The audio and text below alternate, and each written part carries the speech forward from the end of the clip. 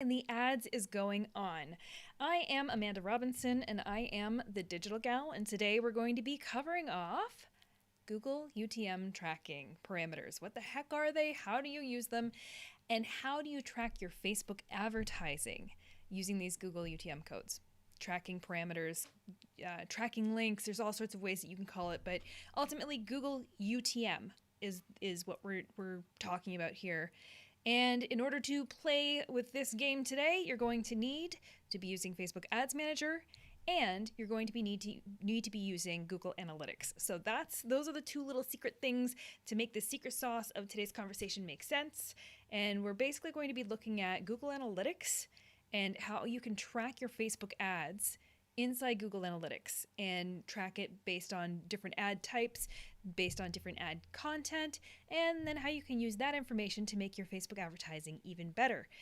So before we dig into this, I am also super pumped, super excited, and I'm holding back the energy right now. I'm holding back on how excited I am about today's news. When it comes to Facebook's F8 conference took place today. Well, day one of it. And of course, every time there's an F8 conference, there's brand new news and exciting things that get launched. And this year, guess what? Guess what launched today? I'm so excited.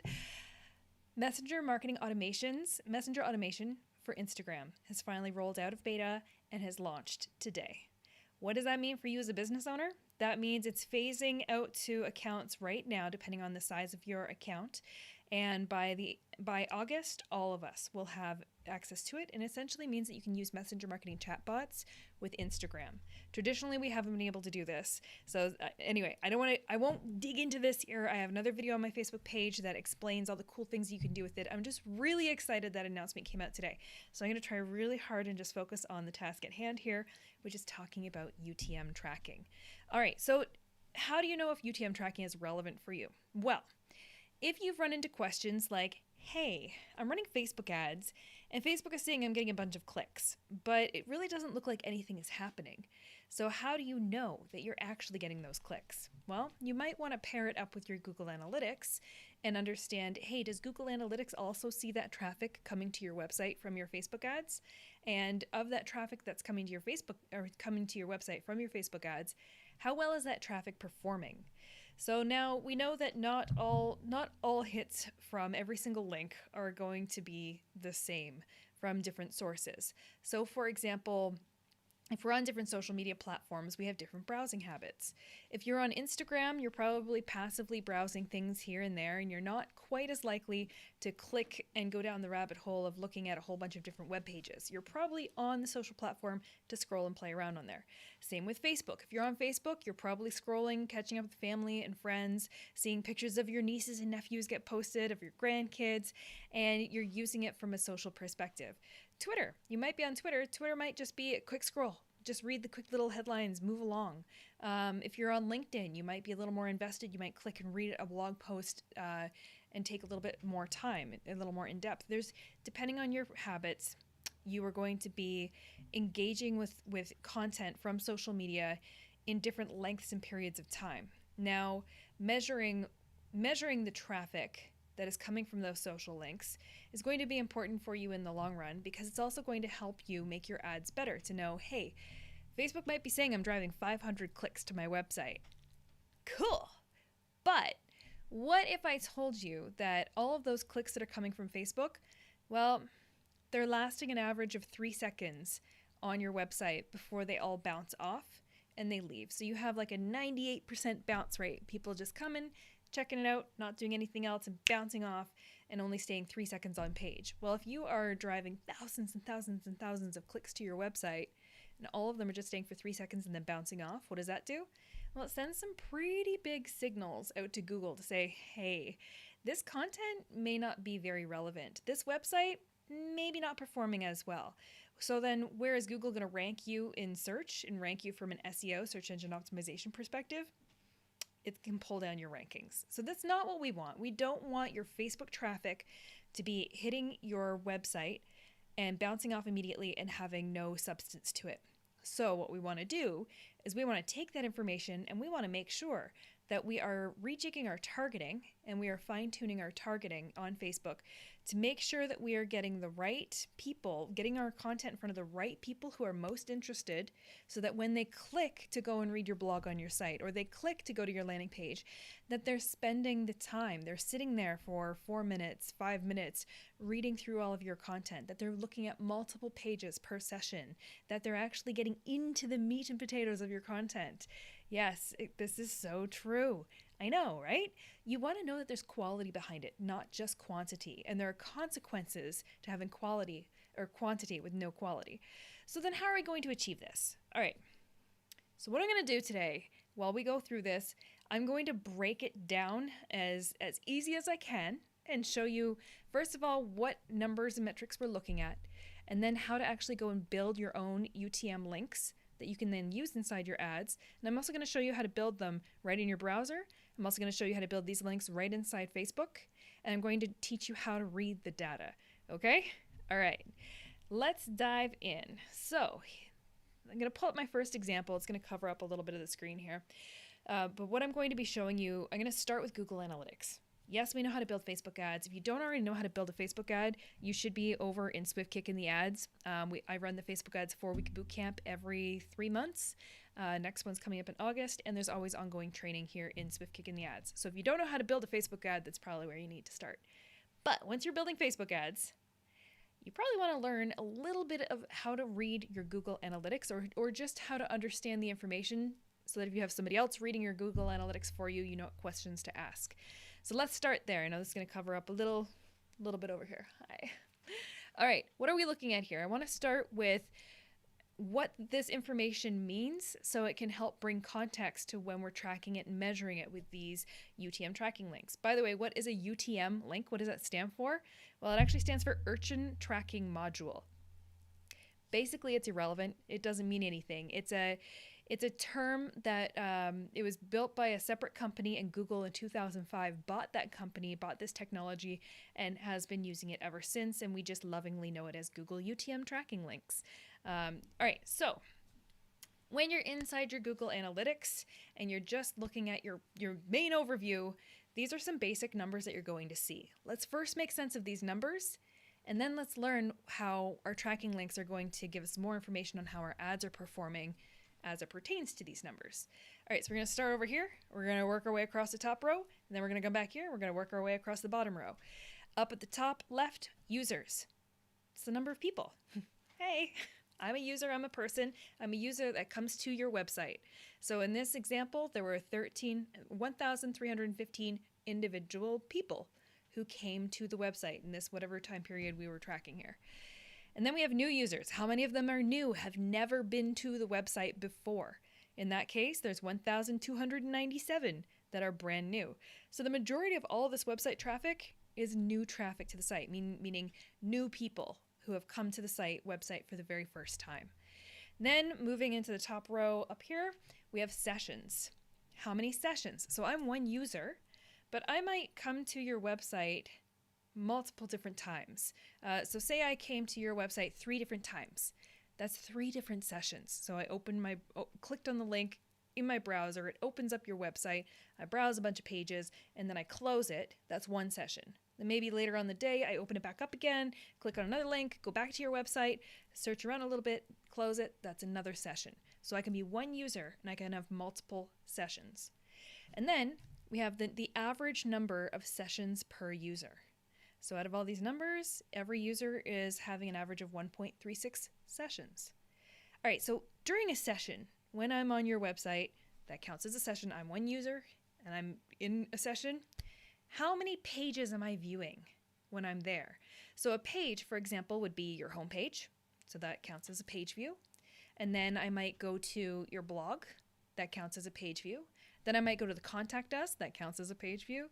I might go to the About Us section. That's another one. So what is that? 4 different page views. So I'm one person. That's 4 different page views. And then how many, we're coming right down here, right at the bottom row over here. How many pages, on average, how many pages per session are people browsing through? In this case, it's 1.52. So it's basically 1.5 pages. So not even really 2 pages per session. So that tells me that people are coming to the website. They're there for the page that they arrived for. Maybe it was there to read a blog, but then not a ton of them are clicking and going elsewhere. How long are they spending when they're on that website? Well, in this case, they're averaging 2 minutes and 20 seconds. And let's be honest, 2 minutes and 20 seconds for on the amount of time you're spending on a website, it's actually pretty good. Think about this. When you're browsing around, you click on a website. Say you're browsing Facebook, you click on a website, you can scroll on that article or whatever it is you went to go and check out. You can skim top to bottom in 10 seconds flat and get the gist of the article and decide if you want to stay and read or if you want to abandon ship. Now, if you abandon ship, that's what this number here is talking about. I call this, so the bounce rate, I call it like window shopping. And I call it window shopping because you can be window shopping for a long time. I might come to your website, so I might click a link, say from Facebook, and arrive on your blog, and I'm there. I might be there for 5 whole minutes. But if I don't go anywhere else, if I don't click anywhere else within your site, I'm not clicking into any other pages on your site, and I just close that browser and carry on my way, go back to whatever it was I was doing, that's considered a bounce. I bounced off your site. I came to the site loaded, I looked at the existing page that I was on, and then I turned around and I left. That's a bounce. So your bounce rates are okay, as in you can have, I'm going to pull this down for a second. You can have a landing page, for example, if you're doing a lot of marketing and you're sending people just like a squeeze page or a landing page where you don't have any other navigation and you just want them to read the one call to action and fill out their information, and there's nowhere else for them to really navigate, you're going to basically have a 90 to 100% bounce rate because there's nowhere else for them to go or navigate.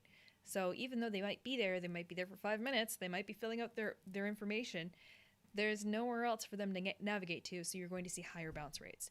Whereas if you have a website, so you have a blog, people go to your blog, and then they see, ooh, yes, I want to see the next blog, and yes, I want to see your about information. They're clicking into multiple places in your site, so it's no longer considered a bounce. So a low bounce rate is really healthy traffic. It's a good signal to show that people are very engaged in your website. A really, really high bounce rate, not great, because it means people are showing up, looking at the content, not really doing anything, and moseying about their business.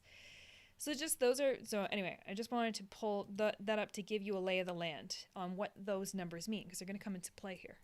All right, let's look at an example. So those numbers, see how we have these numbers across the top here? When you're in your analytics, we can pull different reports. An example is looking at a report where we can see, okay, of this campaign, so we gave that campaign a name, ran traffic to it, and of that, how many users went to that campaign? 61. How many, well, these numbers, and again, take all the numbers with a grain of salt because that doesn't make sense. But of the 61 users, how many sessions did they have? 73. What was the bounce rate? 68%. That's good. I'd say anything under an 80% bounce rate, it's pretty good. And then how many pages per session are they doing? 1.38. It's also pretty good. And how much time are they spending? They're spending an average of 1 minute and 39 seconds on that content when they get there, or on that page during that session. So that's pretty normal. That's pretty standard. So what we're looking at here is the campaign. This is going to come into play later, campaign, because we're going to need that when we go to build a UTM link. So we're going to need to name a campaign. We can call it whatever we want. We can make up whatever name we want, but whatever we call that campaign, it's going to show up in our reports, and it's going to show up under the campaign column. So we'll get there. Just park that. The other bits of information that we need when we're going to be building a UTM tracking link from our ads is we're going to need the source and the medium. So this is the exact same piece of content, but now instead of a campaign label, we're now looking at the source and the medium. The source came from Facebook. The medium is considered social. And again, you can call these things anything you want, but whatever you call them, they're going to show up in the reports. So we need to have a source and we need to have a medium.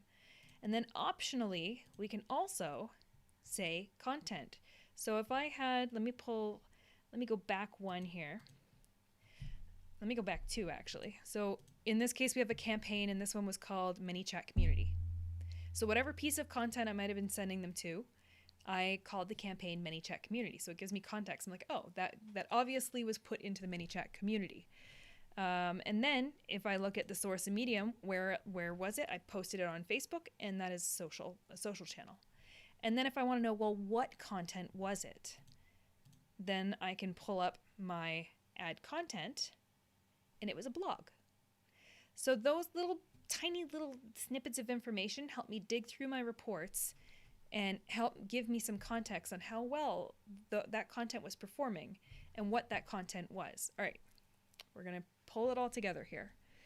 So now let's look at an example, and it's going to cover my whole face. Here, let me pull this down here and explain here for a second. We can also look at your Google Analytics and look at all the different social media channels that people are coming in from. And then we can, taking all those metrics that we just talked about and went over, we can look at how, depending on what channel people are coming from. Thank you, Lisa. I'm really glad, even though you're just popping in. I love it when you pop in and comment. Thank you.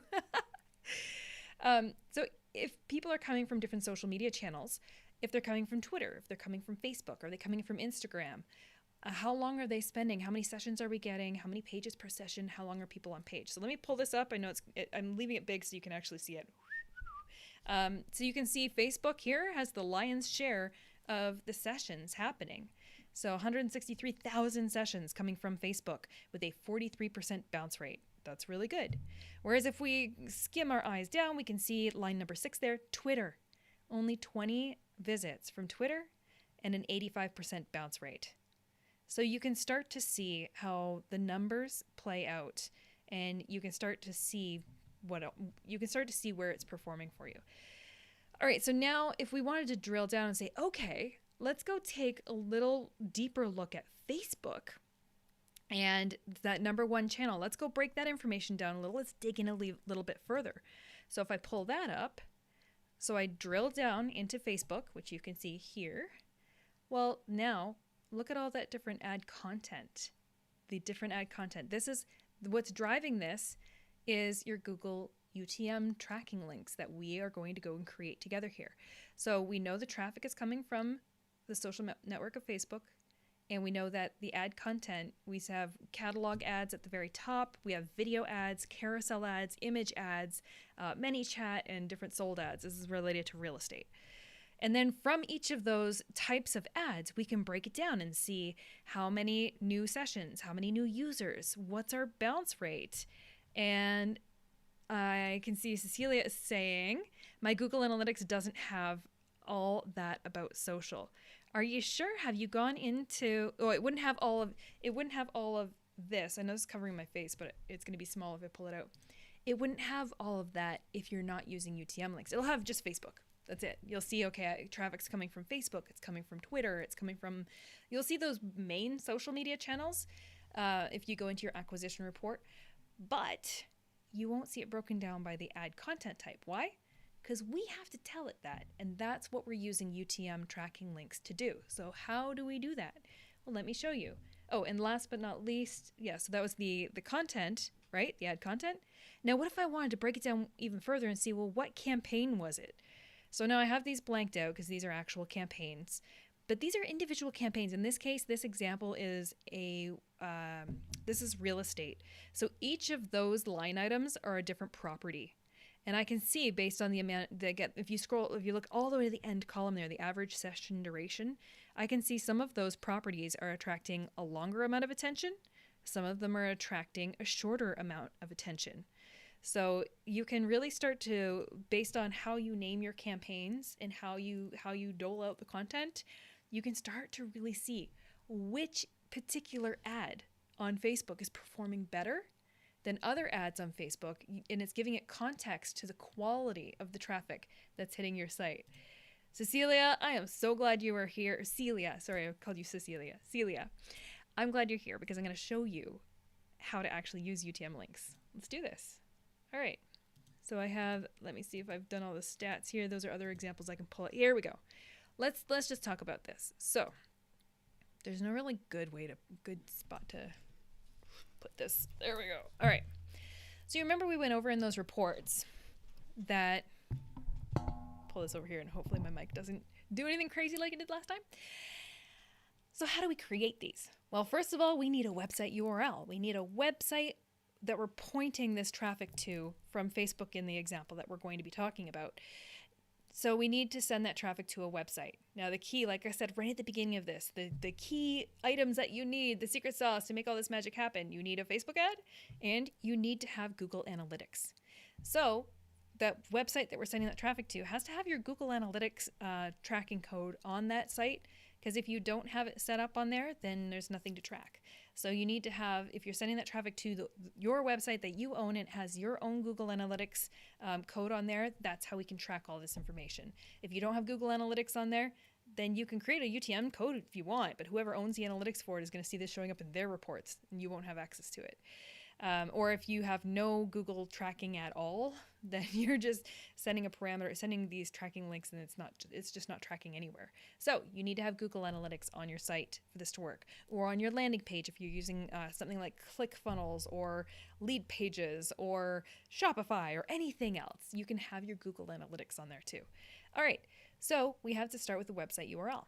And now notice how these little terms here are a little familiar, because we already took a look at how to break down all of that data that we're looking at in Google Analytics.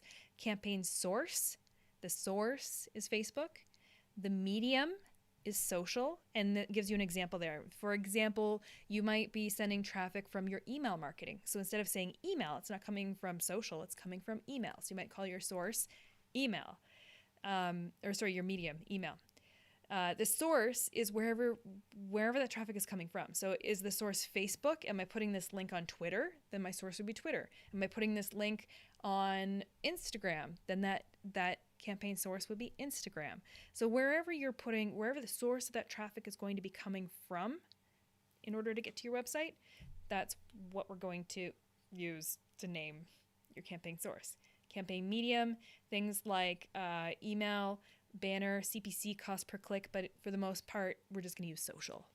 And then campaign name. You can call this whatever you want. Now I'm going to give you a giant tip right here, right now. Everything with Google UTM tracking links is case sensitive. So if you spell it one way, if you spell it lowercase when you're creating this and you go to use this again at a later date and you come and create this again and you use uppercase, it's going to report on two different line items in your Google Analytics. It's not going to consolidate it into one line item. It'll split it in basically like two separate reports. So just be very mindful that Google UTM tracking is case sensitive. All right, so let's pull this together. Let's make sense of what we're looking at here. So I'm going to pull this down. We're going to go into a screen share. And I'm going to show you how to build a Google Analytics UTM code. Cool. All right, so here's a Google site. You can just literally search Google UTM Builder or Google URL Builder. Any of that will get you to this site here. And you can see, you just literally Google it. It's the first thing that pops up. All right, so first thing we need a website URL. So let's type it in. Let's go The Digital Gal. So that's my website. And then we need a source. Well, source is going to be Facebook. And notice how now that I've put in a website URL and a source, look at down here at the very bottom. See down here, it's starting to create the URL for me. So anything after this question mark, notice how I've added in the source, and now we have a question mark, and then our tracking parameters start after that. So UTM underscore source is equal to Facebook. All right, so now let's add a medium, social. Notice how it's populated it down here. It says and UTM underscore medium is equal to social. Now let's give this campaign name. This is going to be Facebook ads test. I'm not very creative right now with this. So the campaign name is Facebook ads test. So you can see and campaign name right here. UTM campaign name equals Facebook ads test.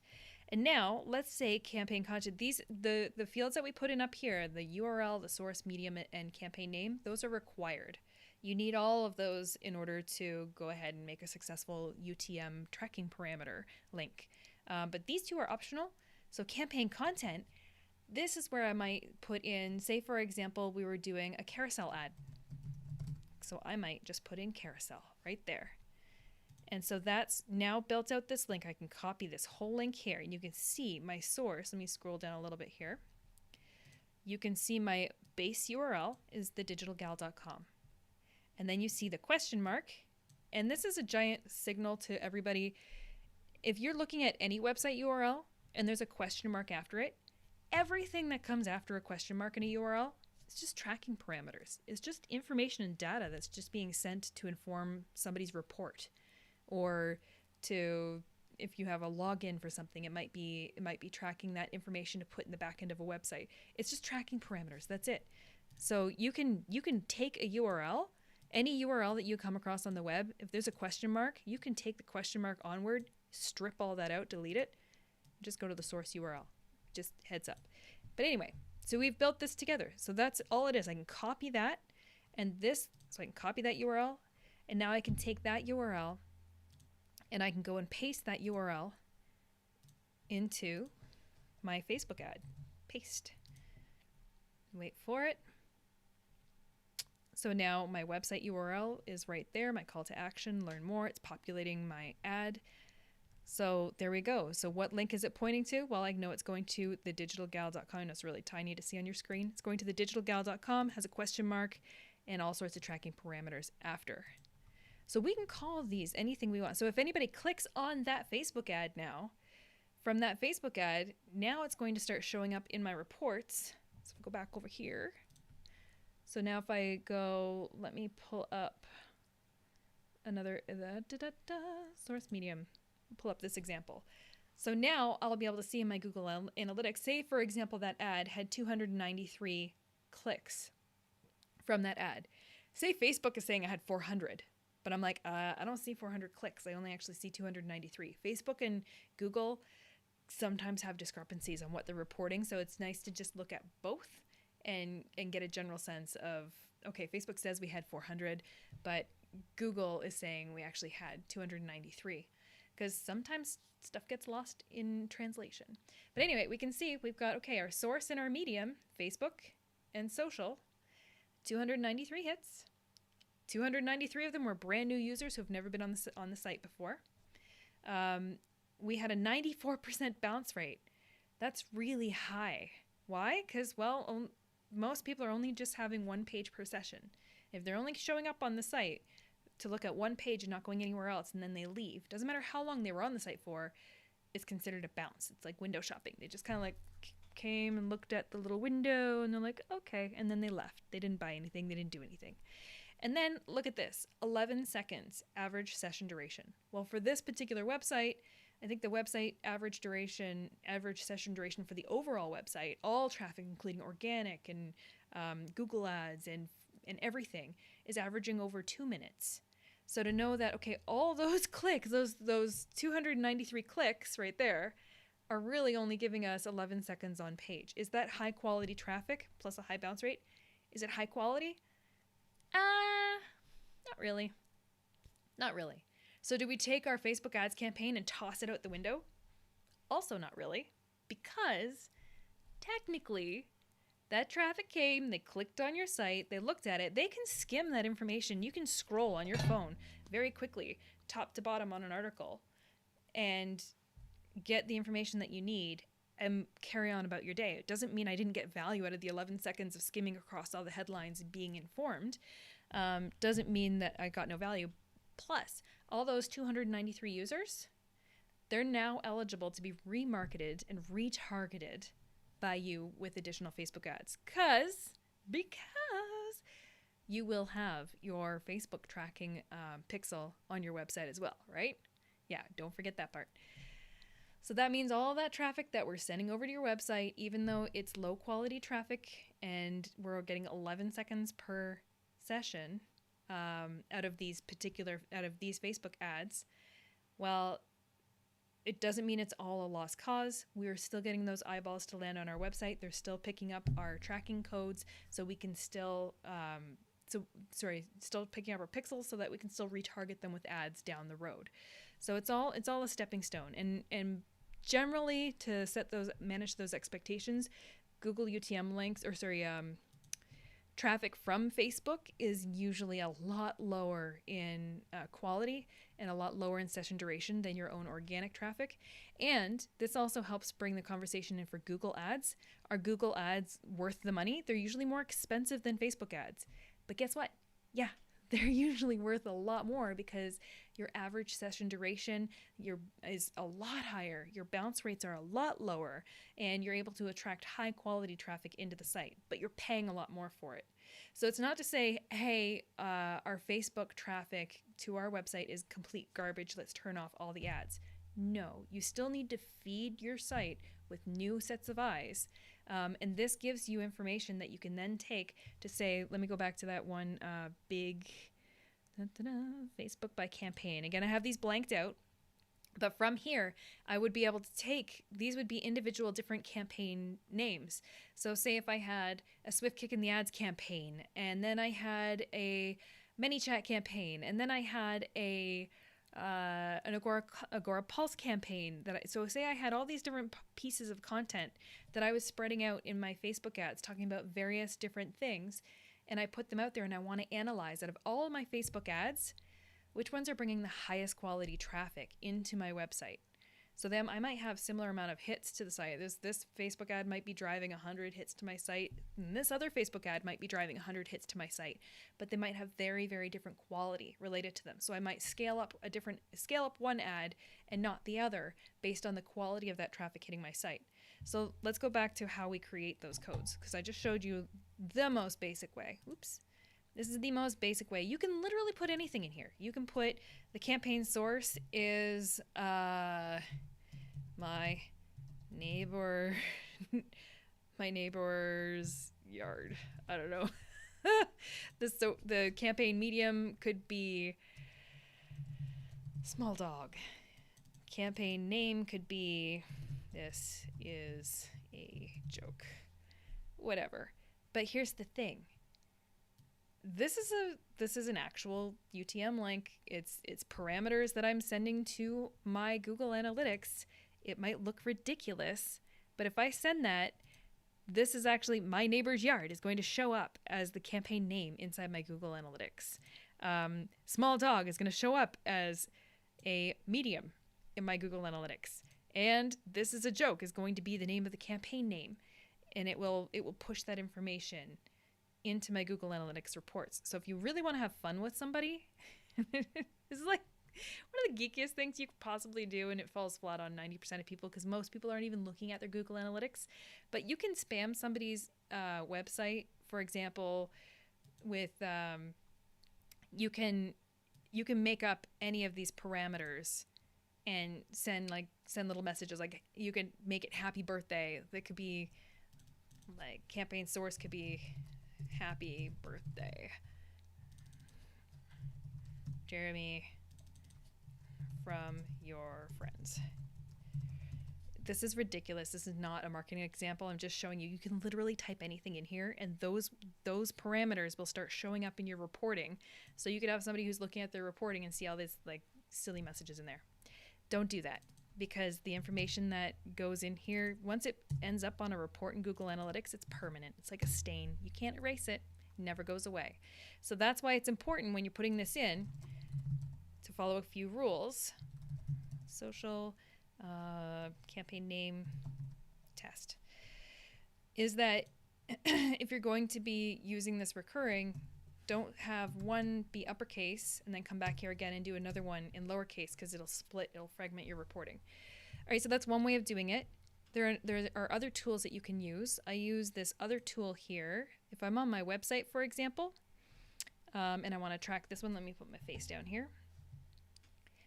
Say I am on my website. I have a little Chrome plugin right here. And it's called the Google Analytics UTM Builder. It's in Chrome. And I'll show that to you. You can type in here your source is going to be Facebook, Medium, social, content. This might be going into an organic post. And then the campaign name is going to be blogs 2021, for example. So as I've been typing that, it's been building this URL right down here. All those parameters, it's adding it all on. So I can copy this whole URL, and then I can go and paste that into Facebook, and away we go. So that's just a very quick way to do it. No matter what page I'm on, so it's reading whatever page I'm on. So I can go into a different page. I can go, let's go back to the blog overall page. So the digitalgal.com/blog. I can click on my little UTM Builder Chrome plugin and notice how it automatically reads the URL as the digitalgal.com blog. It's still holding on to my other parameters that I just put in. And there it is all down there. So I can copy this whole thing and then I can go and paste that into my ads. But wait, there's more. There is still yet another way you can do that. So if you want that Chrome plugin, it's just this one here. You just search Analytics UTM Builder. It's a little Chrome plugin and it's very, very, very handy. A lot of people track their Google UTM codes on a spreadsheet so that they can keep them consistent. All right, and another way you can do it. Let's say, for example, we strip out all of those, so it's just the basic URL.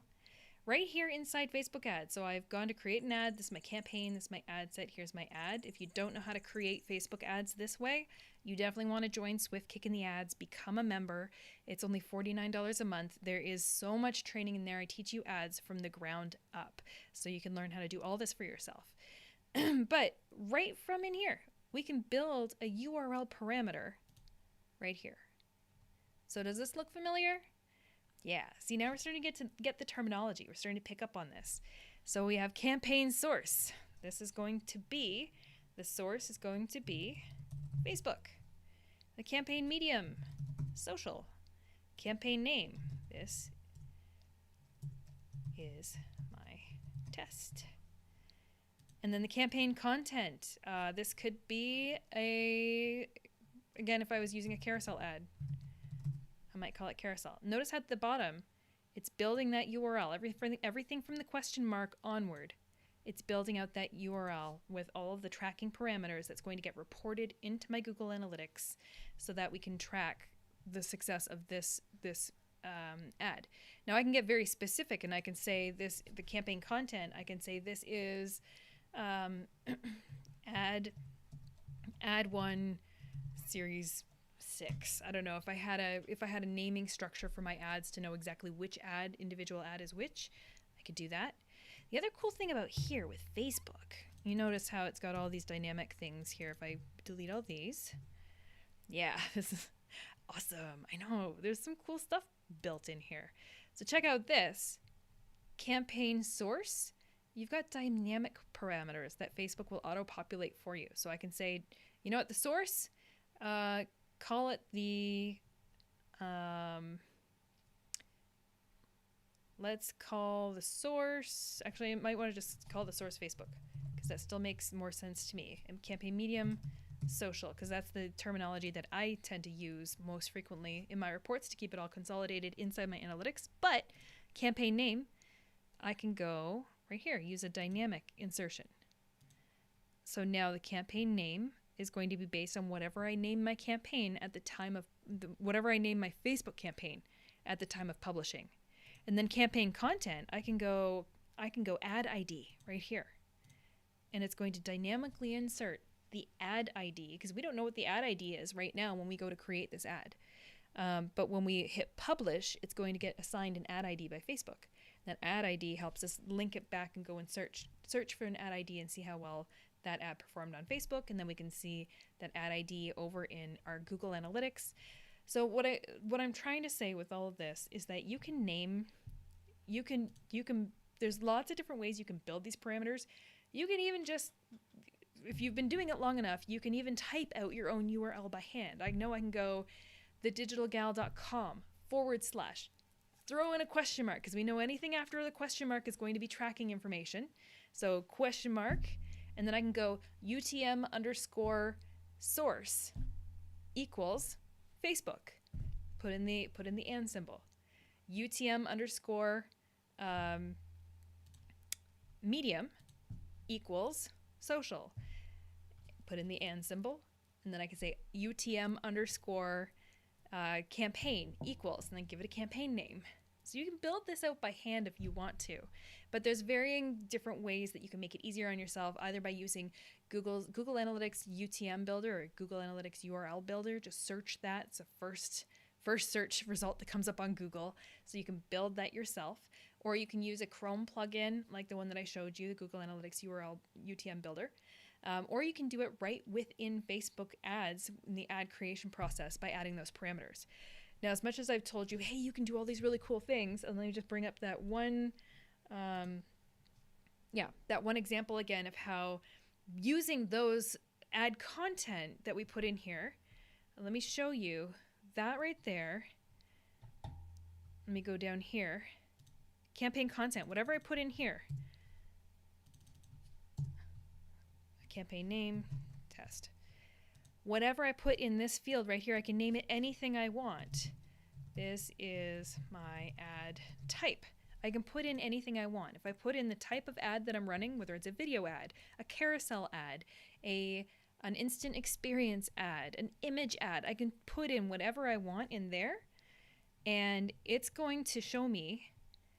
That's where that add content column is right there. Whatever I put into that field, whatever I named it, it's now going to show up here. So I can now break out my Facebook traffic based on the different types of ads that I was running. And then I can get stats across all of them to see how well those different ad content types were performing. So my hope for you is that you can get a sense of how you can be a little more creative at tracking the information a little bit deeper than just the surface level metrics that Facebook gives us. And that you can start to see, once you start doing this and implementing this over time, you can start to see what particular ads, what you've done in a particular ad that's performing better than others. So you can start replicating that more and more. Because it's only half the battle to run a Facebook ad and then have that traffic drive to your website and go and look at Facebook and say, oh, I had 500 hits to my website. That's only half of the answer.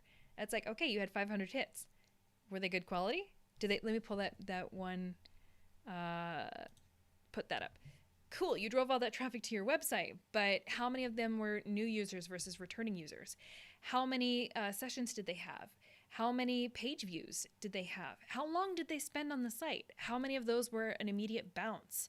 So to be able to answer some of those questions based on the traffic you're sending from Facebook can help you understand if you have higher quality traffic coming from Facebook or lower quality traffic coming from Facebook. And if you track it down to the ad level, if you give each individual ad its own ID or its own ad content name or its own campaign name, you can slice and dice your data in so many different ways to see exactly what's working and exactly what isn't. Okay, now that I've hyped you guys up, and Tina's saying that's cool. It is cool. Now that I've hyped you up, whoop whoop, all the cool stuff that you can do, guess what? Take it all with a grain of salt, because sometimes it doesn't work perfectly. It's a little finicky. Sometimes URLs, anytime you run a URL on Facebook, let me try and go to Facebook, just regular Facebook, and pull an article, and I'm going to show you something. Let me just navigate to it for a second here. So I know I'm not screen sharing yet. I'm just trying to find a link, any link over here that I can pull. All right, so I've just clicked on a link, and I'm going to screen share here. Oops, let me put my face down here. All right, so I just clicked on a link from Facebook, and if you look at the top, here's the website URL. The actual regular website URL goes all the way up to the question mark. Everything after the question mark is tracking parameters. It's tracking information. And what do we see in here? UTM term, Earth Cruiser. Whoops, I skipped a little bit. Skipped a little too far. There we go. So you can see right up here, the UTM term, Earth Cruiser, Terra Nova. UTM medium is paid, Facebook. UTM source equals Facebook. UTM campaign equals Earth Cruiser, blah, blah, blah. But notice if we keep going, if I keep scrolling across, Earth Cruiser, Terra Nova, blah, blah, blah, blah, blah, they have all of this other information in here too. UTM content equals college stack interior, blah, blah, blah, blah, blah. If we keep going, now we've got placement, Facebook desktop feed. I can keep going. And then here it is in the URL. Sorry if you don't know what I'm doing. I'm in the URL at the top scrolling along right here. And this little snippet right here, and FBCLID. That is Facebook's tracking. So we've got our UTM tracking, and then Facebook adds their own tracking on top of it because I clicked a link from Facebook. So now if I keep on scrolling along and along and along in that bar, all of this is Facebook's tracking that they've put on, that Facebook, when you click a link from Facebook, they tack on to the end of a URL. So all this big, massive, long URL here at the very, very top, that's 90% of it is just tracking information. Anything from that question mark onward is just tracking information. So I can copy this URL and I can just go to the source URL. And there I am, just on the website without all the tracking gobbledygook added to the end. But now this website hit that I just gave them right here is probably going to show up as uncategorized in their Google Analytics. Their Google Analytics is still going to recognize that I am here on the site, but I just stripped out all their tracking parameters, and now I'm on that site. So the point I'm trying to get across is that with your UTM tracking, they had UTM tracking on that URL that they put into Facebook. When somebody clicks on it, though, it's not just the clean URL and the clean UTM tracking. It's tacking on a whole bunch of other tracking on the end of that URL. So that URL went from being like this big to like this big with tracking information. And sometimes, depending on when users, what's happening, where that link is showing up, how users are clicking, what devices they're clicking from, sometimes those tracking parameters get a little bit confused and not everything reports in a pure, perfect way into your analytics. So just keep that in mind. Just take it all with a grain of salt. But for the most part, you can use these as a guideline, as a guide, by adding some additional information. Most importantly, like I mentioned with this one here, the ability for me to be able to track Facebook ads in an account based on the content type is very important for me to be able to see how well users respond to those. In that example that I had up on screen there, it's pretty consistent across the board for that particular account. But there are other accounts where, wow, carousel ads way outperform our video ads. And our static image ads can sometimes well outperform all of the other ad types. So depending on the particular client, the particular situation, that additional information, that additional context that I'm getting from my Google Analytics by using my Google UTM tracking parameters on the end of a link, it's helping me make better decisions with the Facebook advertising, and it answers a lot of questions for me on, should I be using carousel ads for this client? Should I be using more video ads for this client? So not all clients have, or not all people or situations or scenarios have their Google Analytics on their website. If you happen to have Google Analytics and you're not using it, please just start. It's like the holy grail of missing data and information that you should be connecting the dots to your Facebook advertising to be able to drive your strategy forward instead of just repeating the same mistakes over and over and over and not knowing why. Generally, your Google Analytics can answer a lot of those why questions, but you have to give it that extra little nudge of programming to tell it what you want to track and why you want to track it. So you need your campaign. Let me go right back to the very basic one here, and then we're going to wrap this one up here. Back into the screen share. You just need some certain basic things. If there's only 3 things that you need to track, you need your website URL.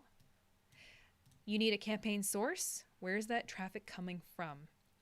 You need a medium. Give it some context.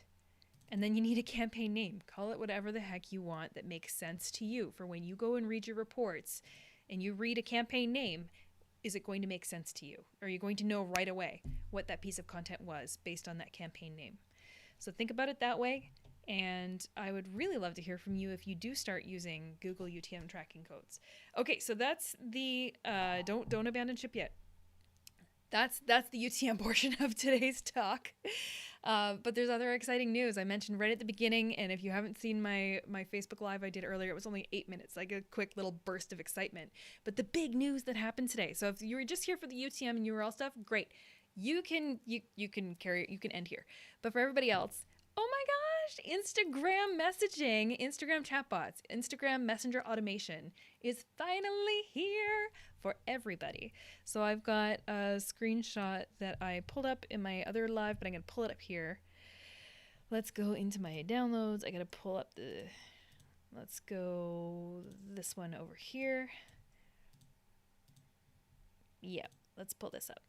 It's going to make it really big, and I got to then make it really small. So give me 1 second. There we go.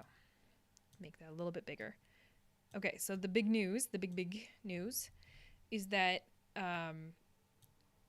businesses, now that we've got Instagram automation rolling out in phases to accounts, we're going to be able to use these features, which is very exciting, very, very exciting. A lot of these features we can already use on Facebook with Facebook Messenger marketing chatbots, but now all up in your Instagram DMs, you're going to be able to use these features, including if somebody comments on one of your Instagram posts, you can have it on specific posts, but you can have automatic replies set up. So if they comment on a post, you can have a comment growth tool on there and reply to people based on what they comment.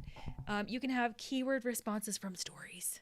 Guys, seriously, this is for all of us that have accounts that are under 10,000 and we don't have the swipe up from stories feature. We don't have a swipe up link. We can't link directly to a website from our Instagram stories because we have less than 10,000 followers. This is going to be the game changer right here. That means that you'll be able to say in your Instagram stories, hey, type the word Google UTM, and then I will send you a whole resource pack on how to do UTM tracking, whatever, or comment with sign me up to get the sign up information for this free webinar, wherever you're sending the traffic. You can create keywords, and when people respond to your Instagram stories with that keyword, it'll trigger the messenger automation with whatever you've programmed it to send them. And then auto messages when you are mentioned in stories. So if somebody mentions your account in their stories, you can automatically trigger a message to send to them to either thank them for tagging you or some type of surprise and delight.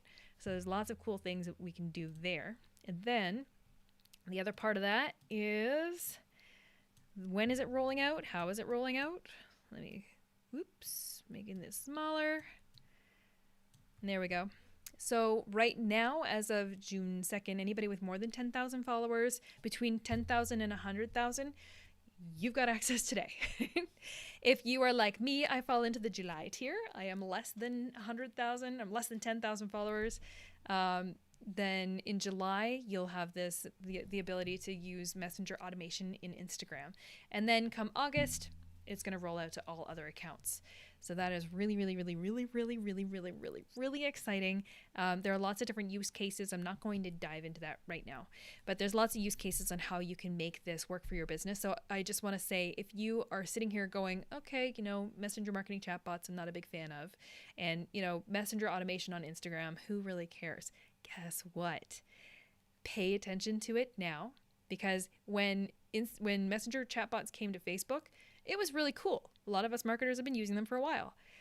Now that they've come to Instagram, I think you need to look out. It's going to revolutionize how we experience Instagram, how we use Instagram, and how we communicate with brands and businesses on Instagram. It's going to have a bigger splash, and before you know it, there are going to be some very relevant use cases for you. If you had no interest in chatbots before today, and wait until you see it in action. You're going to develop an interest in chatbots once you see it on Instagram, and you're going to want to learn how to implement it yourself. It's so easy. It is so easy. So don't be intimidated or scared about messenger marketing chatbots. If you've been ignoring them up until now is the time to start paying attention. Now that they're starting to roll out on Instagram, and then of course we have omni-channel messaging, cross-channel messaging. There's all sorts, so good. It's so good. There's so many good things that are happening because of that announcement. Okay. I'm jumping off my chatbot soapbox. And today, I know there's been a few of you that have been sticking it out, watching this right from the beginning. Thank you. I know today's topic was a little more thick than usual. It's not a light and fluffy, But this it is a particular topic I get quite often, so I want to make sure that I gave you some resources to help launch you in the right direction. So if I can part with any parting words here, just keep in mind that everything is case sensitive when using Google UTM tracking parameters. Tracking parameters aren't perfect. Sometimes they get lost in translation. They don't track exactly as you expected them to inside your reports. And just have fun with it. Play with it. You see what you can make of it, and it just work on using it and get started. You have to start to really understand how it works and understand the context behind it, and then understand how to start making decisions based on that information. You just have to start attempt it. If you run into a snag, just reach out to me and I can give you a hand, or you can become a member. In Swift Kicking the Ads, we've got a Facebook group, 24/7 access to ask questions, get answers, and there's additional training inside there for Google Ads, Google UTM tracking, all sorts of fun stuff. So it's not just Facebook ads, it's all the little things that touch Facebook ads as well. And I also want to give a giant, huge, massive shout out and thank you to Restream. Restream is a sponsor of this show, What in the Ads is Going On. And Restream is what I'm using to multi-stream this particular broadcast into multiple locations, including on Facebook, inside Facebook groups, on YouTube, all at the same time. And if you haven't tried Restream yet for your live streaming, you definitely want to go check it out. You can go to thedigitalgal.com/Restream. And you can sign up for a free account right there on the spot. Go and check it out. And if you want to see what their actual Restream studio looks like, because yes, but wait, there's more. You can create beautiful looking live shows, live streams, right within their browser-based studio. It's all drag and drop click. There's lots of already pre-built in templates for you to make your show look absolutely stunning, and it's so user-friendly. So Restream, go check it out, thedigitalgal.com/Restream, and they are a sponsor of the show. I am back on camera again tomorrow at 1 p.m. Pacific with the show, the video marketing show. So make sure you tune in, and I will see you tomorrow. All right, I'm done geeking out for the day. That's it. That's all I got. I'm not going to keep you here. Love you guys. Thank you for popping on. Thank you for being a part of this. And I hope you have a fantastic, fantastic time. Thanks, everybody.